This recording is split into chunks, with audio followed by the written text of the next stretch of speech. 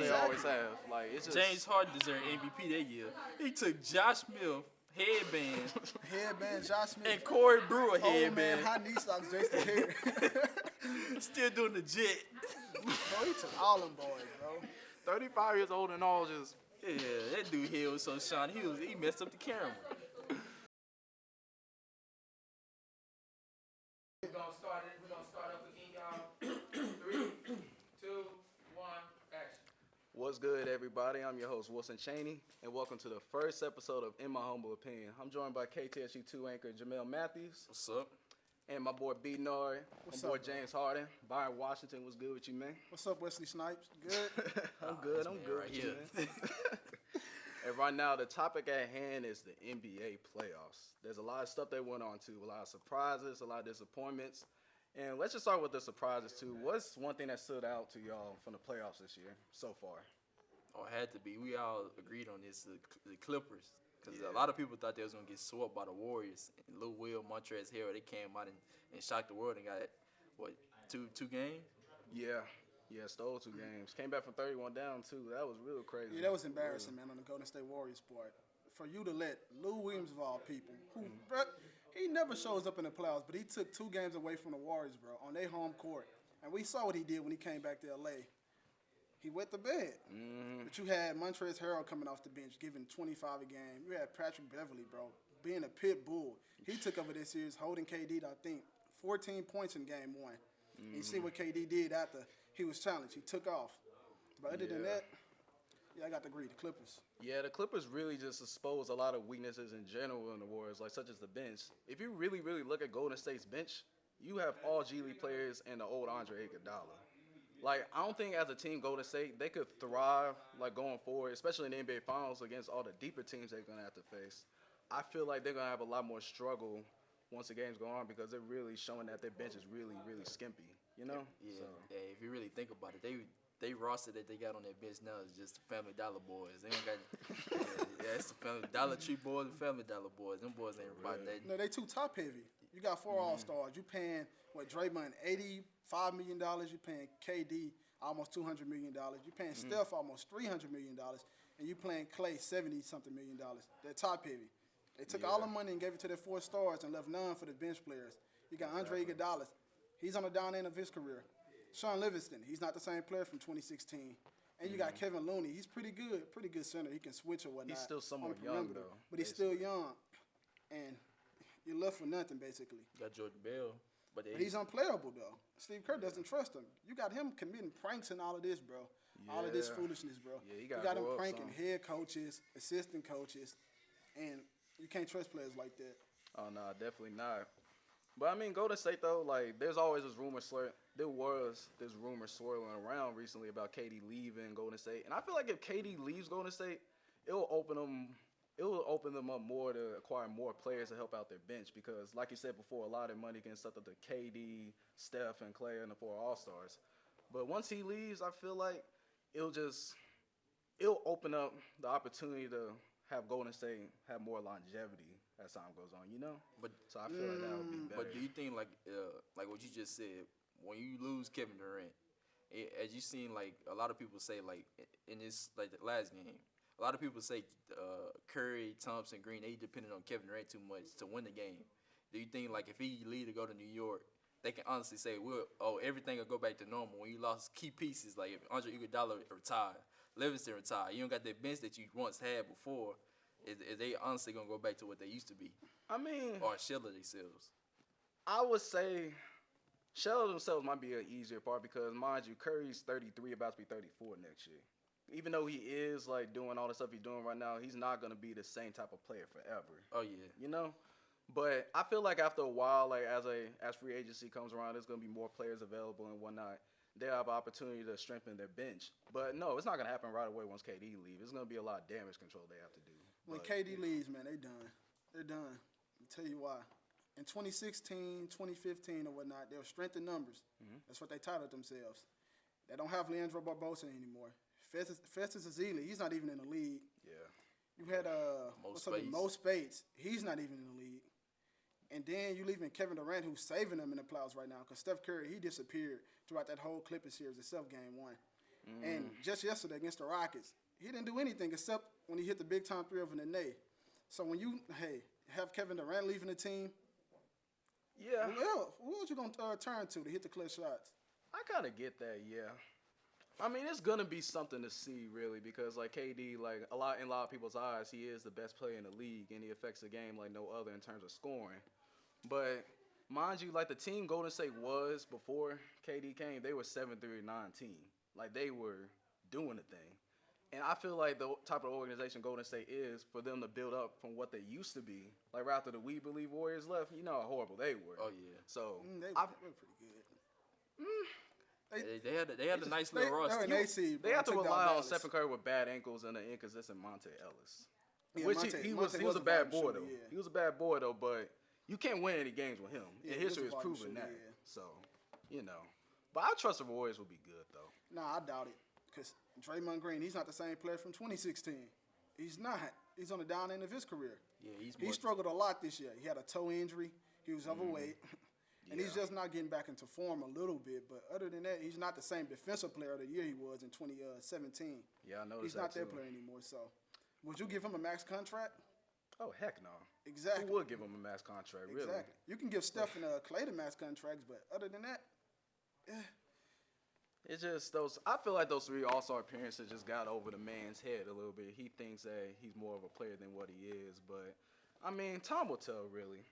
But one other thing too, I want to talk about in the playoffs is the Portland versus OKC series. Man, Oh man. Dame versus Russ, Nah, it's just Dame versus Dame. It wasn't no Russ involved. and after that series went through, what do you think is Russell Westbrook's legacy now? Like, what do you think people are gonna be knowing him for as now? A man that needs Kevin Durant help because he haven't shot 50% in the playoffs since Kevin Durant left the Oklahoma City Thunder. A lot of people thought when he had Paul George that he would automatically go back to what he was, but Paul George in itself needs Russell Westbrook to do what he did when Kevin Durant was there, and he can't do it. He's inconsistent at times. You get one. We talked about this. Well, we all talked about it. You get one game out of Russell Westbrook where he just doing this thing. He lighting it up. He rocking the baby, doing this thing like that. Mocking Dame Lillard by the time. But it comes to a point, the next game, he's forcing the issue when you have another superstar in Paul George, when you can just kick it out to him and he can get you an easy bucket.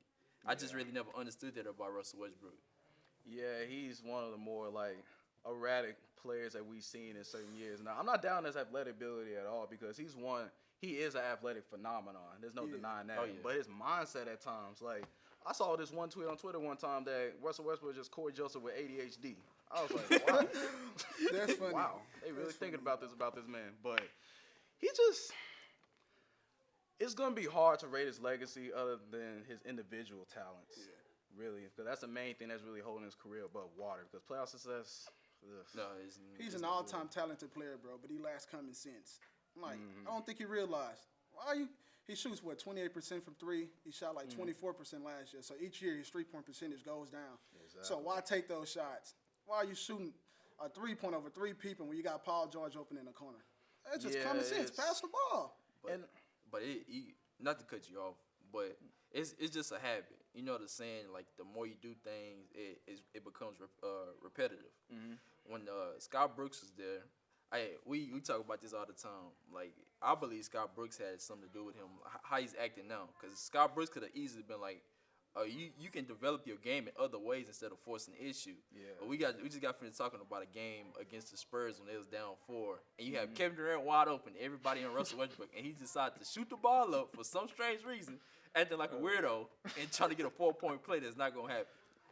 That's why I said that's basic common sense, man. A 3-year-old can tell you pass the ball when you got 3 people on you. Kevin Durant's wide open. That's common sense. Anybody can tell you that. And Magic pointed out too in 2012 after they lost in Miami. It was after Game 5 or Game 4. I'm not really too sure. It was game, I think, 4. Yeah, it was game 4. Yeah, Magic Johnson said at the end of the game, that was the worst finals performance from a point guard I've ever seen in my life. And that game, looking back, Russ was terrible. And everybody's talking about how erratic he is now. The young Russell Westbrook, he had no type of guidance. This man was just on 100 every single time.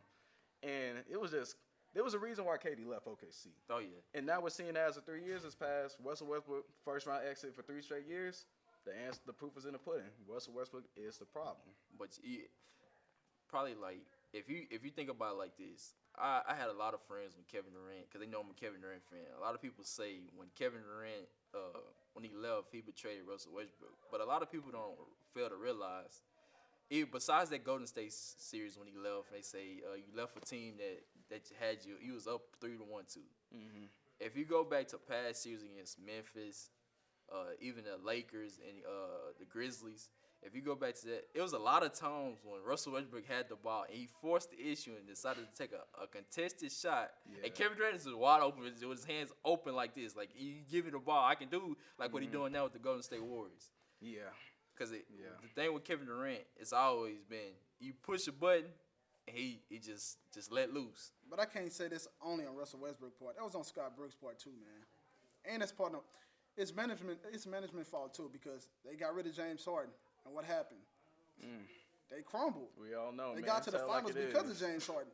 Every time Russell Westbrook would throw up them dumb shots, they'd say, "Come on, James, we're gonna put you at point guard and slide Russell to the 2." And they took off. Game 5, I think, 2012, James Harden. That was his coming out game. He had a tough game win over Kawhi Leonard. They went on to win the finals. Not win the finals, go to the finals in 2012 in Game 6.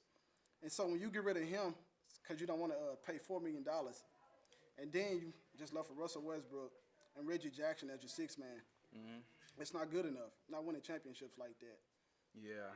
Yeah, that was the main problem with Westbrook, really. And on the topic of Kevin Durant, too, a game that transpired last night was the Rockets and the Warriors game. And there was a lot of controversy going on with it, too, especially with the referees. From y'all's perspective as a viewer watching the game, would you say those missed calls were actually missed calls or they were justifiable? Man, we still waiting on missed calls from last year, from Game 7, man. We still waiting on those. Game 6 too. Yeah, Game 6 and 7. I ain't gonna. We always talk about me, Michaela Barnes. We always talk about that Game 7. I told him I turned off the game at the beginning of the second quarter when I clearly seen 2 blatant fouls when Klay Thompson hit James Harden for him, and Jordan Bell had the audacity to truck this man for a 3. And we seen the same. And we seen the same thing last night. People talk about what James Harden took off from. He launched into Klay Thompson. If you go back and watch it, James Harden took his 3. He shooting the shot like he normally do, and Klay went under him. You seen that happen with Kawhi Leonard and Zaza Pachulia when he went under. Now, I can tell you like this. If that would have happened to James Harden, the same injury that Kawhi Leonard, we had to face some repercussions on that. Ooh. Now, if that would have happened to Steph Curry, man, could you imagine our age? Oh, yeah. Steph Curry, a person with ankle problems, a history of ankle problems. Could you imagine if P.J. Tucker did that to him? Oh, PJ Tucker, all them shoes, they Exactly. gone. All the shoes are gone. I don't get when players and media members and players, oh, that's not a foul. It was a right play. It wasn't nothing illegal about it. It was legal. Come on now. Yeah, if it was Steph Curry. Yeah, they would have made all the excuses in the world for it. In my view on those foul calls, y'all remember 2 of the greatest scorers in NBA history, Allen Iverson and Tracy McGrady? They were always known to kick their feet out while they Reggie shoot. Miller, too. Reggie Miller, too. Yeah. Heck, LeBron, when he first got into the league, when he barely had a jump shot to begin with, kicking his legs out. And you rarely see anybody come up under their feet. And every time they do, you know what they call? Foul. Easily. So, I just don't feel that they should do Harden differently than what they did them, because shots like that have been going on in the league for years.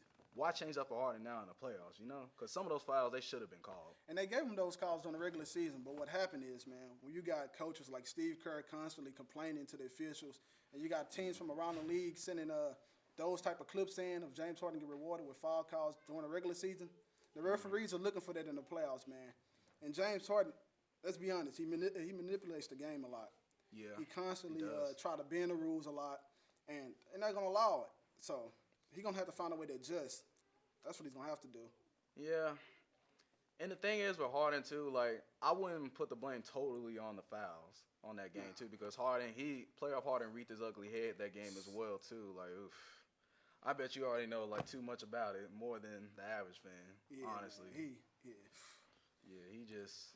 I don't know, man. I can't. Too many 3-pointers. That's what it is, man. If you go back and look at Game 1 and Game 2 of the Western Conference Finals in 2015, those was his best moments to me. Straight mid-range jumpers. Exactly. Now, What happened to his mid range though? Because he used to have a mid range a little bit Exactly. before, like 2017, It's Mike 2016. D'Antoni and the analytics, man. They 2 3-point heavy. You got the who was that? Isaiah Thomas. He was on I think ESPN First Take a week ago. He was talking about how the Rockets only have 3 ways to score and Golden State have 5. The Rockets, they get their points from threes, layup, and free throws. And the Warriors, they're posting up threes, layup, free throws, threes, mid-range jumpers. So they have so many ways to score. The Rockets, they're so predictable, man. If James Harden not getting to the free throw line and you can contest his step back jumper or his side step, it's a wraps. Who else gonna score? Chris Paul? Yeah. He's a year older. He's 34. Yeah, he's not the player that he Yeah. used to be anymore. Yeah, that's the scary part for It's a Houston. wrap. Yeah, you can't put your trust into anybody else, because a lot of times with the Rockets, I think that was game 4 when he shot when he had Against the Utah? yeah. No, it was game 3 and 4. 0 for 15 Yeah. at the half. Yeah. And 1 for 10 at the half in game 4. Yeah, you notice the difference in between the game. You seen that one game, you seen when the bench can help you and CP3 can help you, you'll get to the win. But you seen another game when that bench can't really do nothing. When you had Gerald Green coming down court, he acting like a Russell Westbrook. You must have been watching him on YouTube or something. He pulling up in people's faces, man. trying to prove something. He trying to get more minutes. Then you got Daniel House. He outballing threes, bricking threes. But I can't put it all on James. That's when coaching comes into play, man. You got to mix it up, man. Give him some down screens, some pin downs or something like that. Yeah, there's a reason Force him why. to shoot mid-range jumpers at least. He Exactly. shouldn't be. There's no way he should be taking 16 3-pointers, man. The only 2 people that's just allowed to take those should be Steph Curry and Klay Thompson. That's it. Everyone else, bro, nah. You don't take 16 3-pointers, man. Yeah, they're literally the only players in the league that does that. And about D'Antoni too, there's a reason why he hasn't gotten to the finals yet. Same with Phoenix Exactly. too. I kind of blame the competition of the West at that period of time, but then again, D'Antoni's offense it never accumulates championships. And or his close rotations. to it. His rotation is Rotations as well. Like yesterday, Nene, the Rockets are down 2 with 33 seconds left. And you put in Nene when you know you switch everything. The Then only thing again, Steph they were Curry kind of did, shutting down Clinton a little bit though, so then they needed to get in to provide a and scoring that's why you go impact, though. small. Like, Put Tucker at the 5.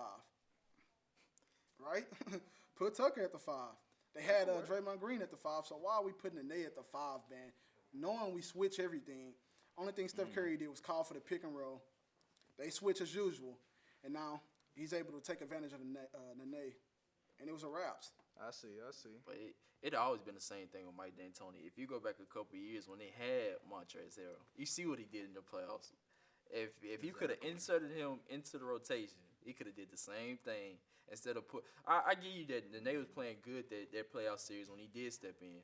But we both seen everybody seeing him Clint, watching. Like it should have been like a different lineup, like you said, a small ball lineup with Tucker at the 5, and Clint should have stepped up too, but he was getting clamped though. Yeah, he was played gonna clamp that soft series. yesterday. That was embarrassing, man. For you to play that soft. You said you wanted the Warriors, right? You Yeah. said that after Game 5 Sounds when they stupid defeated the confident. Utah Jazz. He said he wanted the Warriors, and you played 27 minutes yesterday with 4 points and 6 rebounds. Come Got on, what you man. wanted, but you couldn't handle your Come business. on.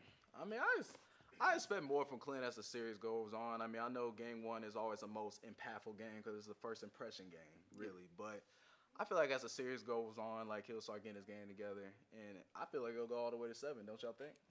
I say Rockets in 6. I say it's going to Game I say 7. Rockets. Yeah, win. I think they'll win tomorrow night they'll win by 15. They'll come back to Houston, man.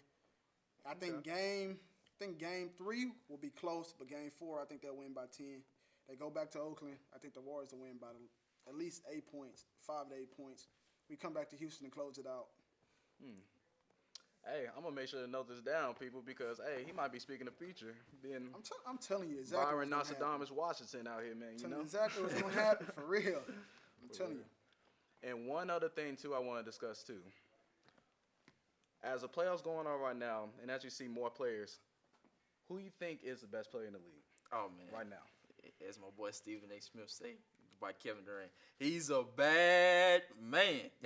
Hey, dude, I told you when we was in the hallway, that nappy head assassin Patrick Beverly, he pushed the button and he got. Hey, Oh, you know, you go man. to the vending machine, you press what you want, and Deliver the right thing all. don't come out. He pressed the button. He got a Snicker instead of a Butterfinger. That's what happened.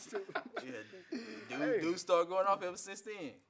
Hey, you ain't lying about that. What you think, B? Nah, it pains me to say, man, but Kevin Durant, man, the man has scored 30 points in 5 straight games, 50-point game, 45-point game. I mean, he's been phenomenal. He's carrying the Golden State Warriors right now, basically. So, without a doubt, he's the best player in the world right now. I see. On both ends of the floor too, as well. I see. And my final take on that, really, Kevin Durant, he's on a mission this year. There's no doubt about that.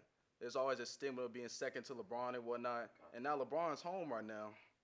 I just feel like this is his real chance to show that he's the best player in the league. But I want everybody to watch this one player that everybody that's surprisingly forgetting, Kawhi Leonard. The stuff that he's doing right now in Toronto, the position that they put him in, man. And out of all the superstars, if you really look at his numbers, he's one of the most efficient scorers in the playoffs right now. Like that 45 game that he had, he shot darn near 70% from the field. 16 for 23? Yeah. Exactly. Like, he was hooping. And I feel like he does more stuff than Kevin Durant in terms of, like, at what he brings to the table. Like, he's a better defender. He's a better playmaker. There's a reason why Kawhi is top 2 for Defensive Player of the Year every single year, almost. Kevin Durant's defense just developed after last year, I'm sure. But I just want to thank all of you for joining us today for the first episode of My Humble Opinion, and I will see y'all next time.